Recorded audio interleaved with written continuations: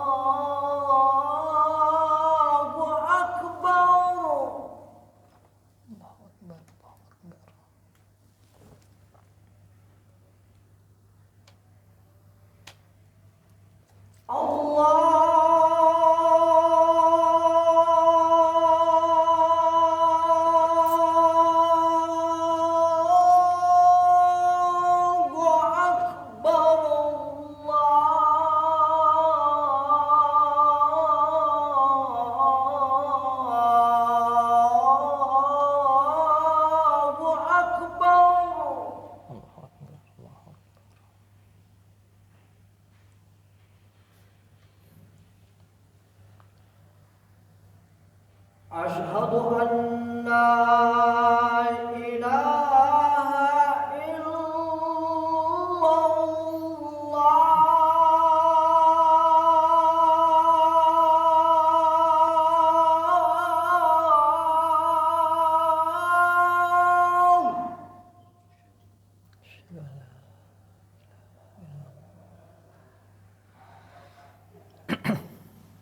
Asyhadu an la ilaha illallah.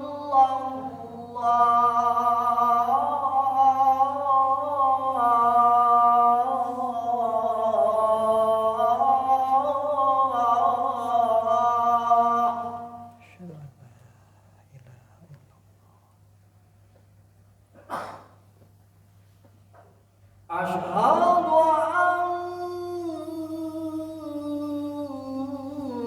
Muhammadar Rasulullah.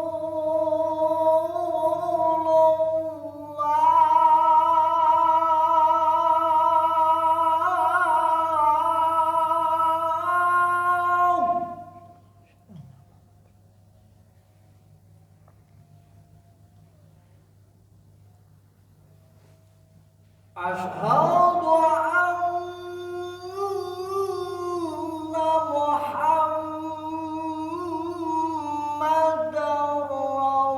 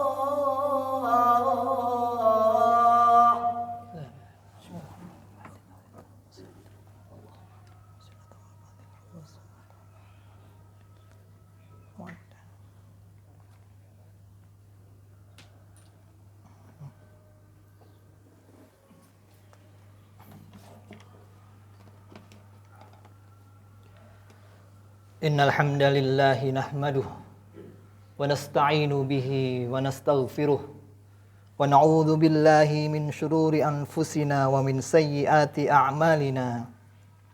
May yahdihillahu fala mudhillalah wa may yudlil fala hadiyalah. Wa asyhadu an la ilaha illallah wahdahu la syarikalah wa asyhadu anna Muhammadan abduhu wa rasuluh. Allahumma salli ala Muhammad wa ala ali Muhammad kama sallaita ala Ibrahim wa ala ali Ibrahim innaka Hamidum Majid.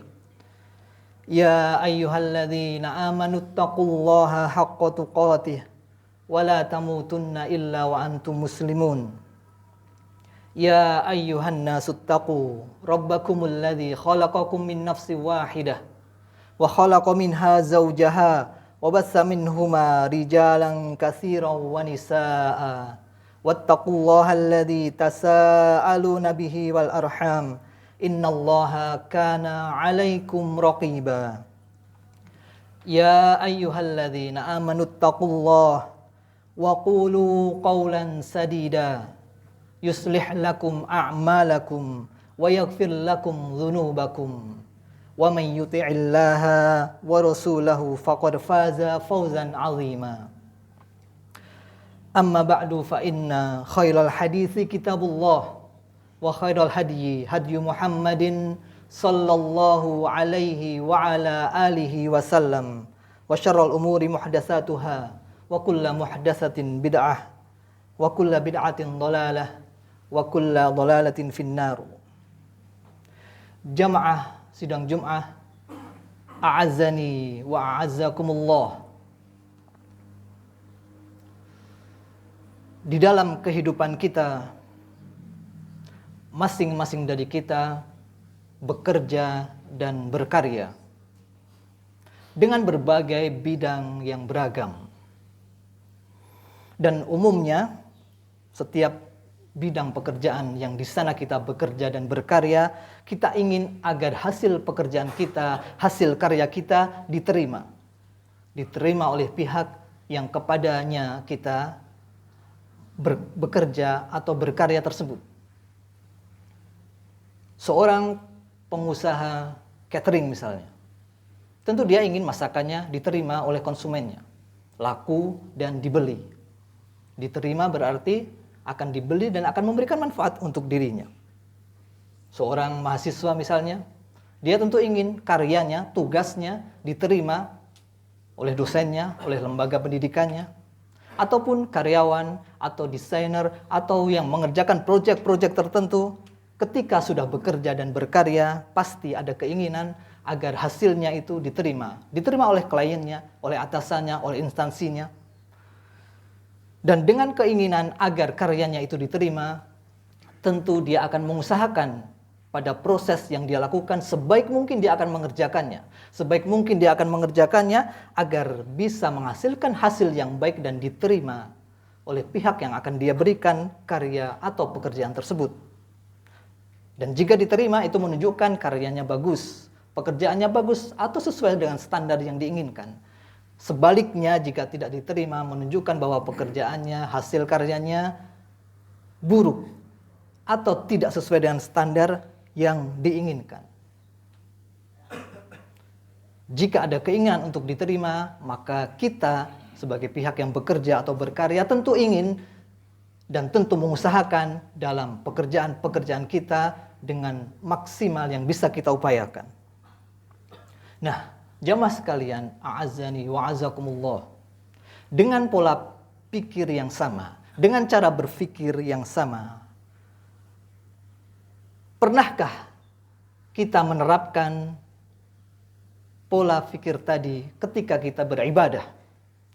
Ketika kita mempersembahkan ibadah kepada Allah Subhanahu wa taala dan berbicara tentang ibadah, kita semua tentu sepakat bahwa tujuan kita ibadah hanyalah Allah. Kita akan mempersembahkan ibadah bukan untuk makhluk, bukan untuk atasan kita, bukan untuk teman kita, bukan untuk tetangga kita, bukan untuk orang di sekitar kita. Kita berikan itu untuk Allah, karena makhluk tidak akan bisa membalas, tidak akan bisa memberikan balasan dari ibadah-ibadah yang kita lakukan. Hanya Allah Subhanahu wa taala yang bisa memberikan balasan itu, sehingga Allah sajalah yang menjadi tujuan kita. Dan setelah kita tahu dan kita meyakini bahwa Allah sajalah tujuan ibadah kita, pernahkah terfikir dalam diri kita ketika kita melakukan ibadah, ketika kita sholat, ketika kita puasa, ketika kita sedekah, ketika kita birrul walidain, pernahkah kita merasa atau terfikir dalam benak kita, apakah Allah menerima ibadah saya ini? Apakah Allah menerima sholat 5 waktu yang 5 kali sehari kita kerjakan?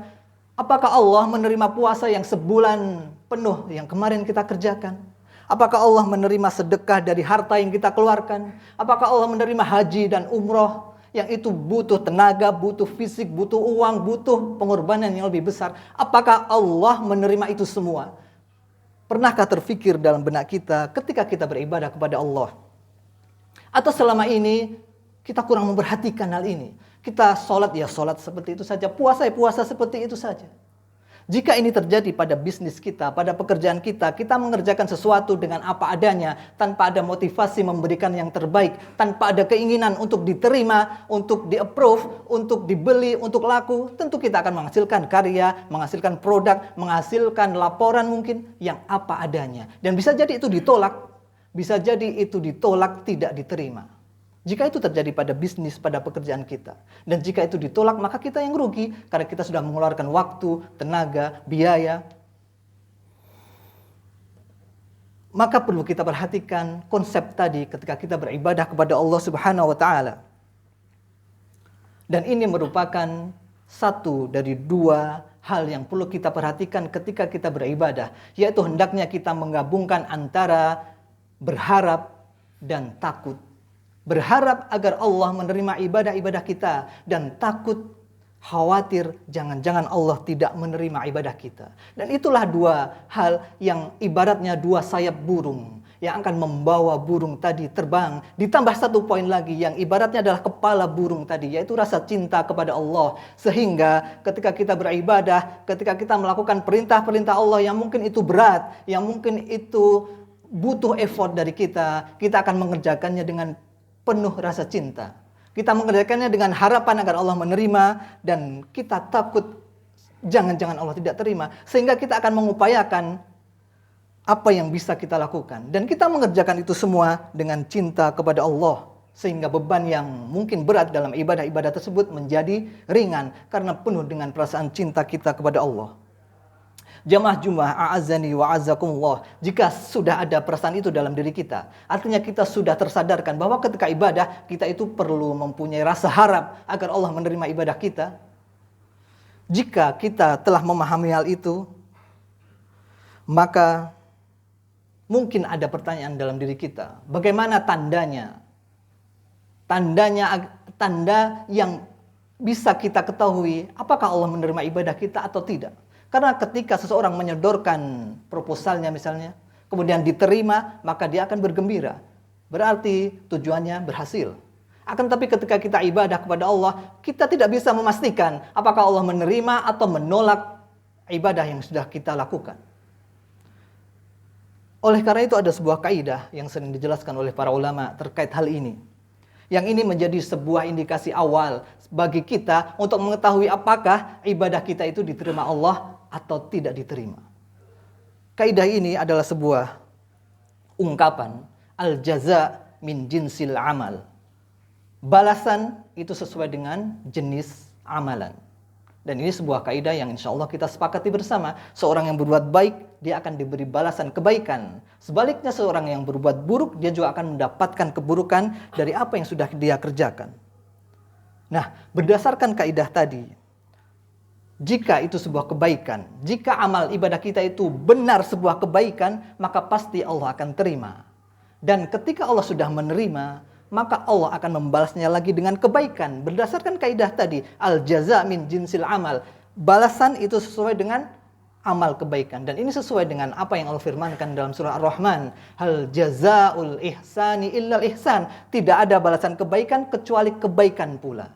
Dan jika Allah telah menerima dan Allah membalas dengan kebaikan, di antara kebaikan yang menjadi balasannya adalah kita dimudahkan oleh Allah melakukan ibadah pada periode berikutnya. Ketika kita sudah selesai sholat, kemudian Allah memudahkan kita untuk sholat tepat waktu lagi di waktu sholat berikutnya, semoga itu bagian dari tanda sholat kita yang tadi itu diterima oleh Allah Subhanahu wa Ta'ala, karena Allah membalasnya dengan kebaikan, dan kebaikan berupa hidayah, kekuatan, kemampuan untuk beribadah kembali, beramal kembali, itu sebuah nikmat yang besar, dan itu balasan kebaikan dari kebaikan yang diterima oleh Allah, dan itu semoga menjadi tanda bagi kita. Adapun kebalikannya, ketika kita sudah selesai melakukan ibadah, berikutnya ternyata kita susah, kita sulit, kita berat, kita malas, maka koreksi diri kita. Bisa jadi yang tadi itu tidak diterima oleh Allah, karena ternyata kita tidak dimudahkan untuk beribadah pada kesempatan berikutnya. Dan marilah kita sedikit membicarakan sebuah periode kebaikan yang kemarin baru saja kita lalui, yaitu bulan puasa. Yang 1 bulan penuh kita berpuasa, kita isi dengan tilawah, kita isi dengan tarawih, kita isi dengan kebaikan, dengan sedekah, dengan kebaikan-kebaikan yang ada di bulan tersebut. Berikutnya kita tanya pada diri kita, apakah yang kemarin itu Allah terima atau tidak? Berdasarkan konsep yang tadi, tentu kita ingin sebulan itu tidak sia-sia, tentu kita ingin sebulan itu Allah terima. Akan tetapi apakah Allah terima atau tidak? Itu pertanyaannya.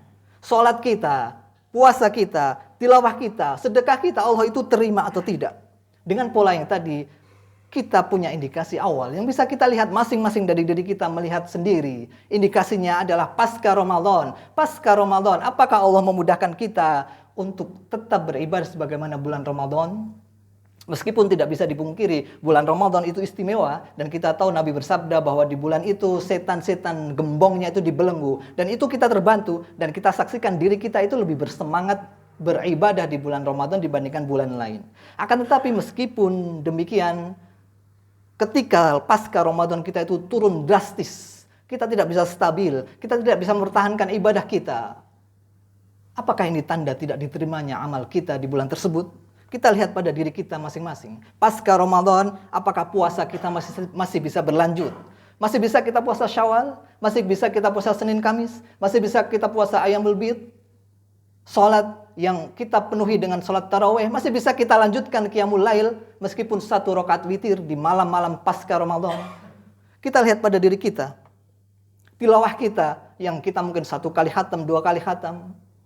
Apakah sudah atau kita bisa merasakan grafiknya itu stabil atau turun dengan drastis? Jika kita dapati diri kita masih bisa konsisten pasca Ramadan di bulan Syawal ini, maka bersyukurlah kepada Allah. Bersyukurlah karena itu nikmat yang besar yang Allah berikan kepada kita.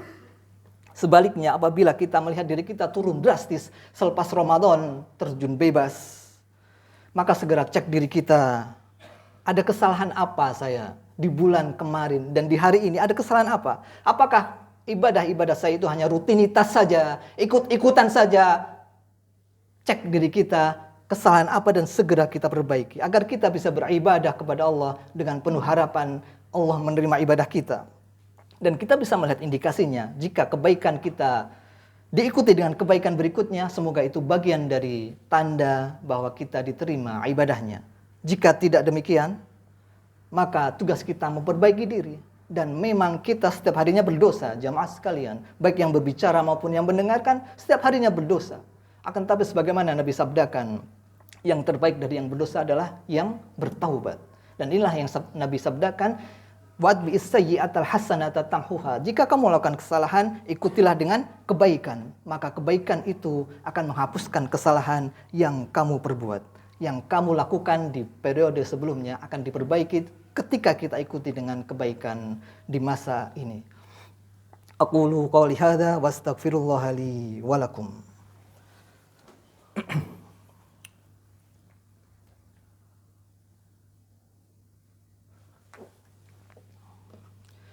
Alhamdulillahi hamdan katsiran tayyiban mubarakan fih kama yuhibbu rabbuna wa yarda wa asyhadu an la ilaha illallah wahdahu la syarikalah wa asyhadu anna Muhammadan abduhu wa rasuluh. Allahumma shalli ala Muhammad wa ala ali Muhammad kama shallaita ala Ibrahim wa ala ali Ibrahim innaka Hamidum Majid. Jamaah sekalian, azani wa azakumullah. Nabi bersabda tentang sebuah amal yang dicintai Allah adalah amal yang berkelanjutan. Wa in qalla, adwamuha wa in qalla, yaitu amal yang berkelanjutan meskipun itu sedikit, akan tetapi punya kesinambungan. Daripada amal yang besar kemudian putus, kemudian turun drastis, kemudian terjun bebas. Lebih baik amalnya sedikit akan tetapi berkelanjutan. Dan kita lihat amal kita di bulan Ramadan kemarin, jika itu berkelanjutan, semoga itu bagian dari sesuatu yang Allah cintai. Dan jika berhenti atau terputus, maka bertaubatlah, periksa diri kita, ada kesalahan apa, kenapa saya bisa turun drastis dari kebaikan-kebaikan yang sudah saya lakukan kemarin. Dan manusia secara umum terkait dengan Ramadan ada 3 kelompok. Yang pertama, mereka yang sebelum Ramadan adalah mereka memang yang semangat dalam ketaatan. Pada bulan Ramadan mereka semakin taat, dan selepas Ramadan ketaatannya semakin baik. Dan semoga Allah menjadikan kita bagian dari orang-orang kelompok ini. Dan mereka itulah Rabbaniyun, yang mereka beribadah kepada Allah di bulan Ramadan, juga di bulan Syawal, juga Dzulqa'dah, juga Dzulhijjah, juga Muharram, juga di waktu-waktu yang lain, bukan hanya di bulan Ramadan. Adapun kelompok yang kedua, yaitu mereka yang sebelum Ramadan lalai. Dan di bulan Ramadan mereka memperbaiki diri. Akan tapi selepas Ramadan mereka lalai kembali. Dan semoga Allah melindungi kita dari kelompok yang ini. Dan mereka itulah Ramadaniyun. Mereka yang menjadi hamba Ramadan. Yang hanya beribadah di bulan Ramadan. Seakan-akan Rabb mereka di bulan Ramadan berbeda dengan Rabb mereka di bulan Syawal. Berbeda dengan Rabb mereka di bulan Dzulqa'dah, Dzulhijjah dan seterusnya. Mereka hanya beribadah semangat di bulan Ramadan. Dan kelompok yang ketiga adalah mereka yang lalai sebelum Ramadan. Dan di bulan Ramadan mereka menganggap sama seperti bulan yang lainnya. Dan selepas Ramadan masih lalai juga. Semoga Allah melindungi kita dari kelompok yang ketiga ini. Dan lihatlah diri kita berada di bagian yang mana dari 3 kelompok ini. Jika kita melakukan sesuatu yang itu sebuah kebaikan dan diterima oleh Allah, maka indikasinya kita tetap bisa melakukannya pasca Ramadan. Dan mungkin kita sering mendengar yang berlalu itu biarlah berlalu. Ya, mungkin dari satu sisi benar, karena tidak mungkin kita kembali ke masa lalu. Kecuali di cerita-cerita fiksi. Ya. Tidak mungkin kita kembali ke masa lalu. Akan tapi kita diberi kesempatan untuk memperbaiki di masa ini. Di masa ini. Memperbaiki yang ada sekarang itu akan menjadi penyebab diampuninya dosa kita di masa lalu. Dan ini yang dikatakan oleh seorang ulama yang bernama Fudail bin Iyad.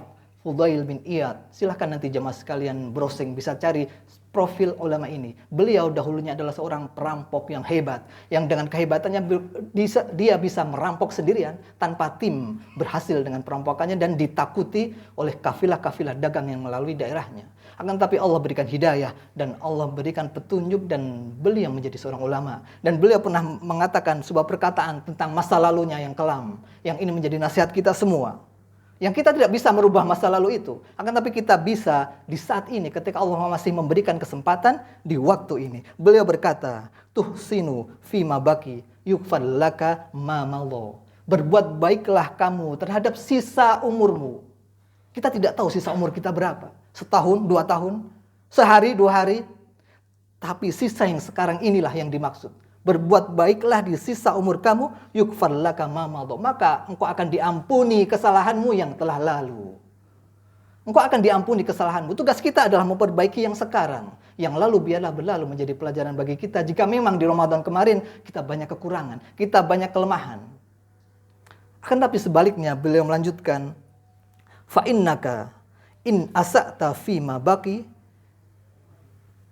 ukhidta bima madha wa bima baqi. Akan tetapi jika yang tersisa ini yang Allah berikan waktu untukmu ini tidak engkau perbaiki, malah engkau berbuat buruk di dalamnya, maka engkau akan diazab, engkau akan disiksa dengan apa yang kamu lakukan di masa lalu dan yang kau lakukan di masa ini. Waktu yang Allah berikan tidak kita gunakan untuk perbaikan, maka akibatnya kembali pada diri kita. Allah akan siksa kita dengan kesalahan kita di masa lalu dan di masa ini. Akan tapi jika di masa ini kita perbaiki dengan sisa umur yang Allah berikan, semoga Allah Subhanahu wa taala mengampuni dosa-dosa kita.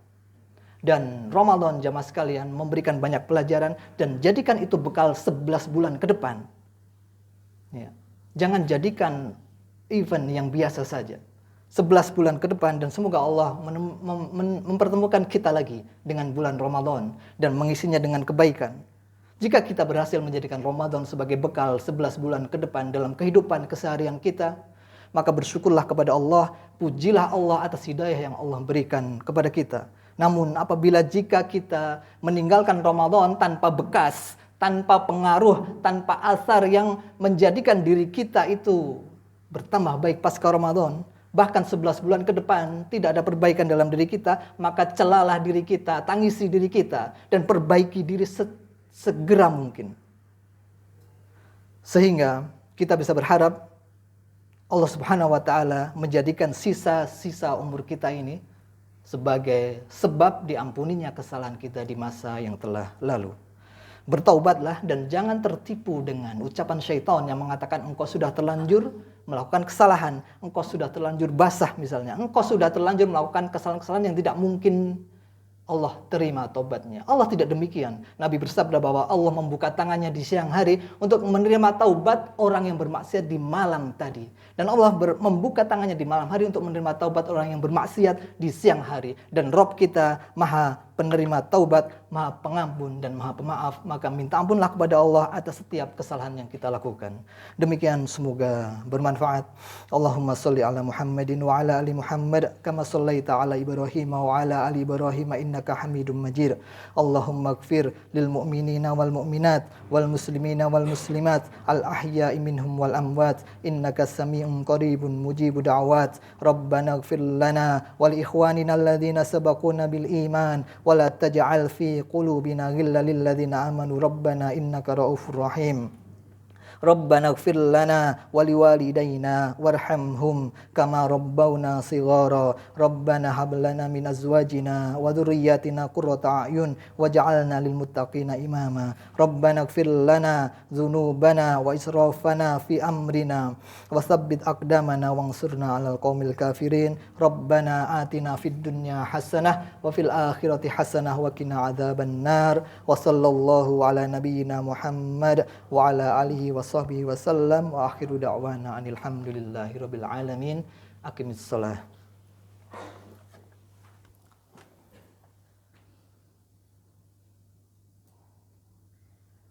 Allahu akbar, Allahu akbar. Asyhadu an la ilaha illallah.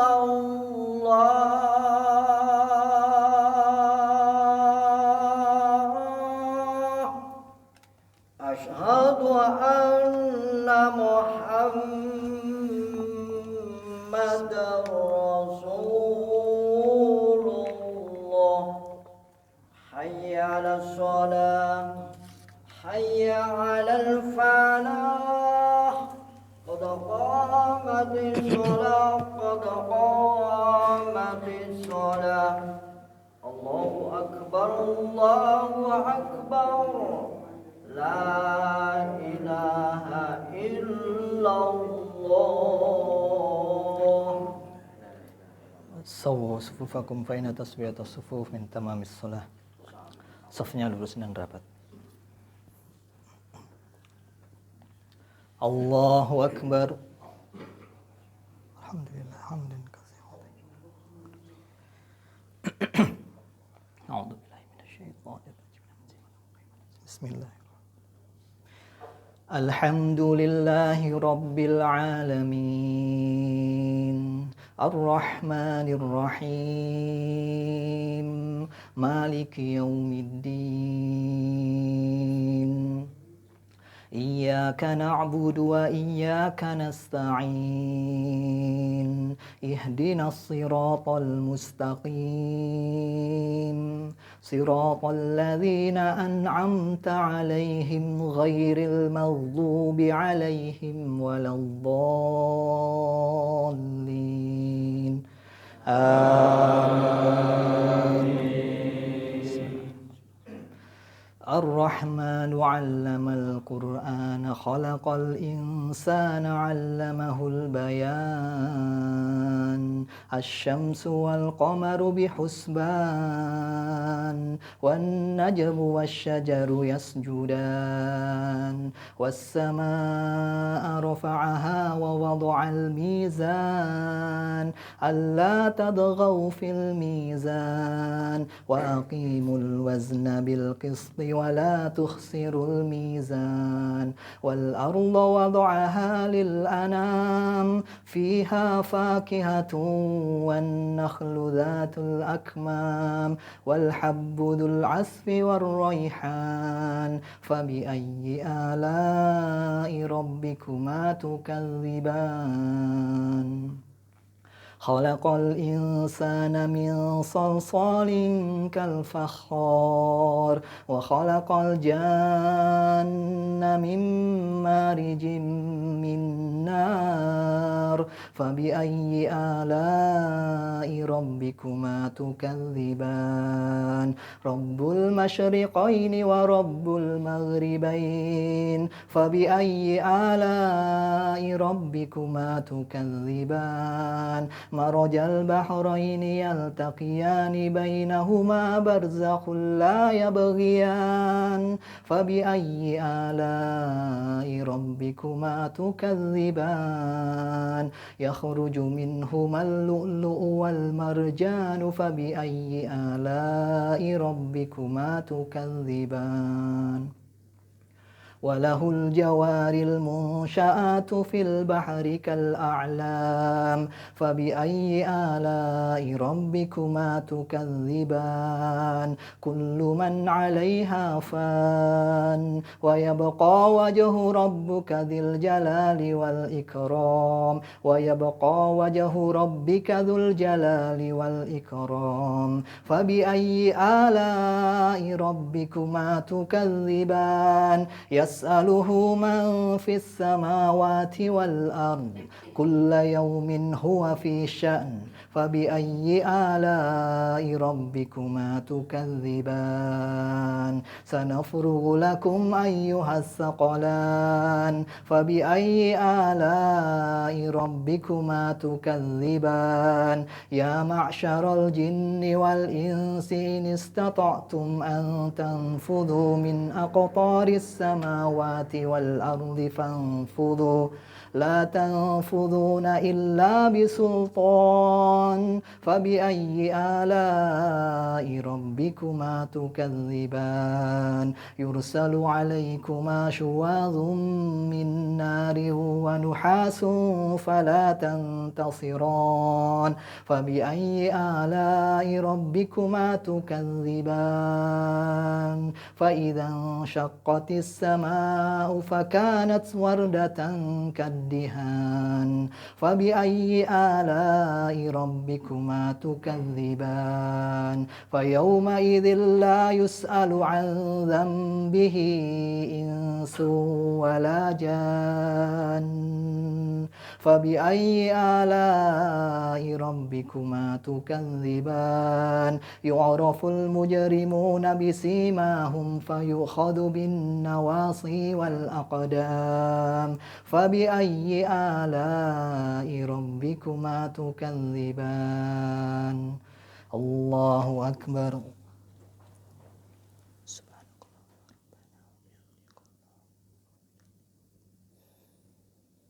سمع الله لمن حمده ربنا ولك الحمد الله أكبر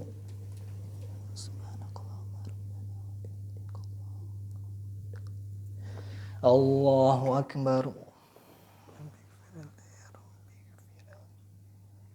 الله أكبر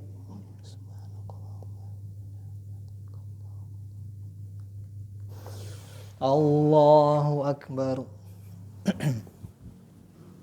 بسم الله الرحمن الرحيم Alhamdulillahi Rabbil Alamin Ar-Rahmanir Rahim Maliki Yaumiddin Iyyaka na'budu wa iyyaka nasta'in Ihdinas siratal mustaqim Siratal ladzina an'amta 'alaihim ghairil maghdubi 'alaihim waladdallin آمين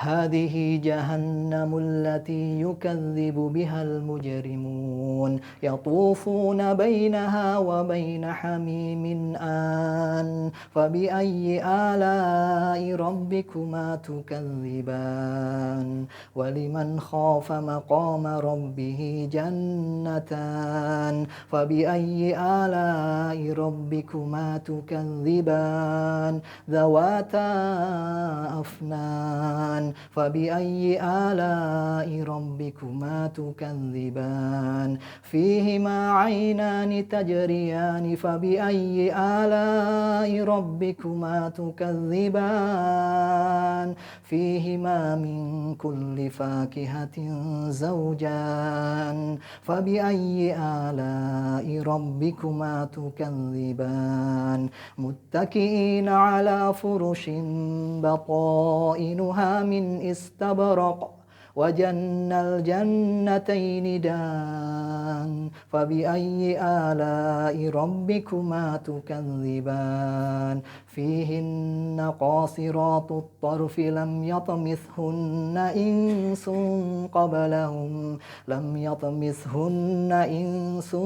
قبلهم ولا جان فبأي آلاء ربكما تكذبان كأنهن الياقوت والمرجان فبأي آلاء ربكما تكذبان هل جزاء الإحسان إلا الإحسان فبأي آلاء ربكما تكذبان الله أكبر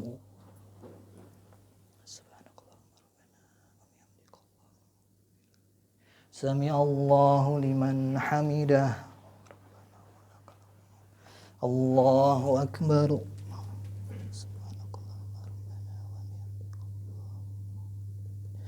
الله أكبر الله أكبر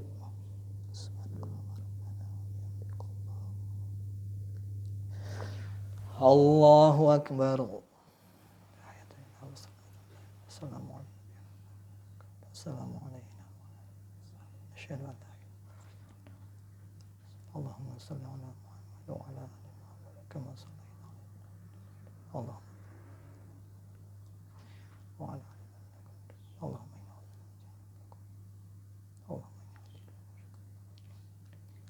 السلام عليكم ورحمة الله السلام عليكم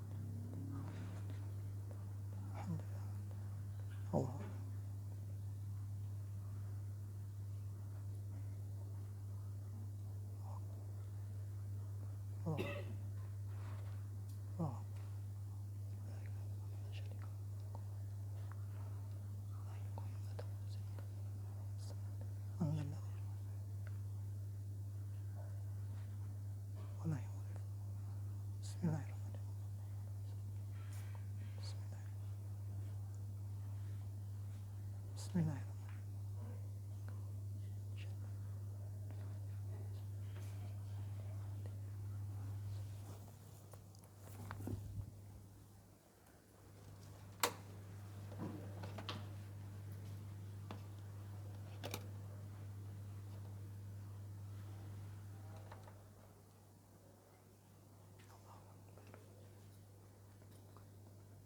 Alhamdulillah.